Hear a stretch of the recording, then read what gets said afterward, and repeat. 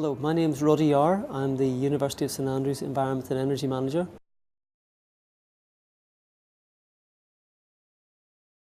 We have hundreds of acres of land across the university. We're integrated within the town in the university, and we also have farmland that is farmed by tenant farmers. Our approach to biodiversity has been to understand the scale and complexity of the biodiverse landscape that we live in St Andrews, the built environment and how that impacts on the nature of biodiversity in the town, in the built environment, in the gardens and grounds, in the wilder areas, and also at the farmland level as well. So what we've tried to do is baseline our understanding in terms of species, fauna, flora, and we've got a very good understanding. And what we started to do right from the start was to put that knowledge on our website so that staff and students can understand what we're doing. But also at a project level, our design teams, our architects, our contractors can see where there are more important areas, where there perhaps are protected species, but also how much grass is in an area, how much farmed land is in an area, how much hard stand is available in an area, and so they can understand the linkages between developments, because we're a growing university, areas that we want to protect, and areas that are heavily used by students and staff to go about their daily business. My name's Colin Reid. I'm Sustainability Manager for Glasgow Housing Association, and Glasgow Housing Association has about 45,000 houses across the city of Glasgow, although we're part of the Wheatley Group and will be spreading across the central belt of Scotland.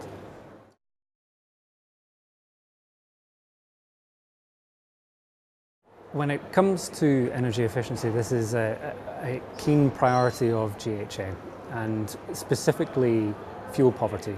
And we've identified that approximately 30% of our tenants are in fuel poverty, which of course is an adjunct of general poverty, and it's something that we're very focused on. With that in mind, we're looking at the performance of the envelope of the building as well as the performance of the components inside it. We wouldn't be looking for extra complexity. In fact, we're keen that the systems can be easily integrated and don't increase the requirement for repairs. I'm Catherine Dupre. I'm Energy and Climate Change Manager for Health Facilities Scotland, so we support all of the NHS Scotland boards in achieving energy and climate change objectives for their estates.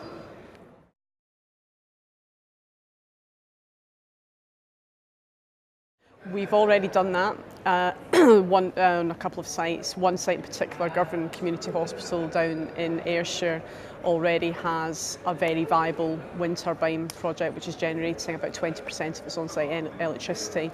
And we have a number of biomass schemes that are already in operation and a large number planned across the estate, which is going to drastically reduce our carbon emissions.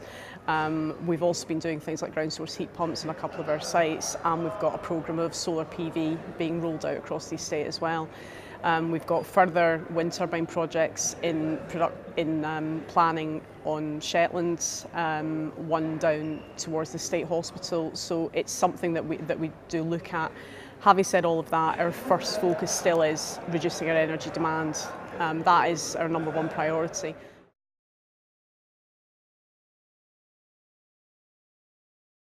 Water saving is of big importance to us. We've seen quite a big increase. We were doing very, very well in our water consumption, and we've actually seen quite a big increase in recent years, and that's been down to newer and tougher legislation around infection control, which obviously infection control is obviously our prime concern. So because of new regulations that have been brought in, we've actually seen our water consumption go up. There's a big programme happening right now across all these states to identify ways that we can reduce our water consumption. Unfortunately, one of the things that we can't do is grey water systems. because of a potential risk of Legionella and a potential risk of Pseudomonas, so we don't consider those systems. But we are looking at other ways of saving energy saving water right across the estate. We've been doing a big programme around leak detection and getting rid of that. We've been doing a big programme around replacement of water meters, getting better water metering in place. We've got a big programme around water awareness going on amongst staff to try and get our water consumption down. It's a big cost to the NHS, and it is incredibly important, but infection control always comes first. Hi, I'm Howard Jeffrey of Skanska. I am Senior Innovation Manager.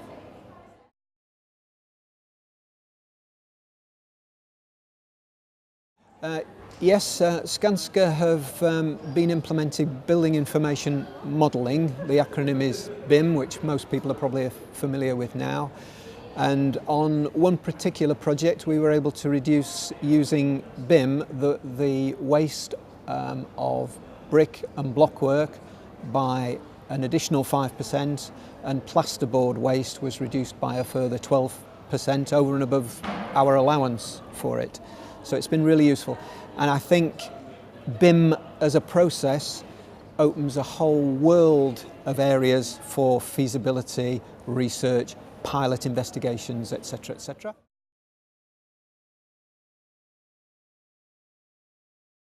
So looking at electric vehicles, we have carried out a green fleet review for the vehicles that we operate, and within that fleet review we've made sure that we minimise the carbon emissions of the vehicles that we operate to transport staff to and from around the estate.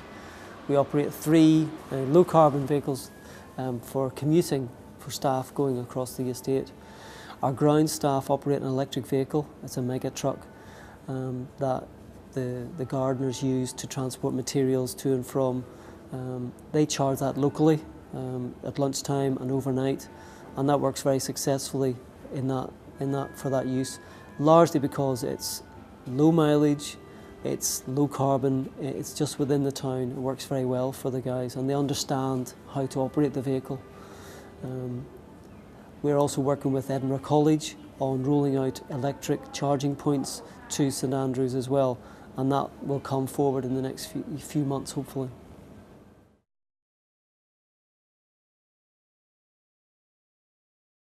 With regards to information communication technology, or ICT, Glasgow Housing Association has a digital inclusion strategy which we're putting into effect as we speak.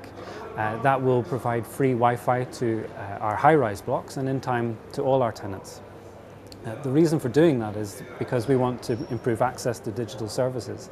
That allows people to reduce the costs of accessing those services, but also provides better access to educational services and allows them to get out and participate in the new digital economy. It also will enable us to participate in Glasgow's smart cities and the new funding that has been provided for that purpose. So in terms of ICT, we have embraced ICT as a means of engaging with staff and students across a number of different areas. Our building management systems are vital to how we operate our buildings for our own maintenance teams, so they know the status of buildings before there are problems reported, so that we can monitor and track and trend the consumption within each of those buildings, particularly for electricity, but also for gas and for water. We've combined our ICT systems with automatic meter reading so that we are able to understand where the consumption is going at any particular point and preempt issues and track and monitor trends. We make that information available to staff and to students so they can see real time or day +1 where the consumption in their buildings is, and they can query that and they can refer information to their teams, if you like. So it's a two-way street. We give staff and students availability to the information, and they then disseminate that to their own staff and students. So that has a very good trickle effect.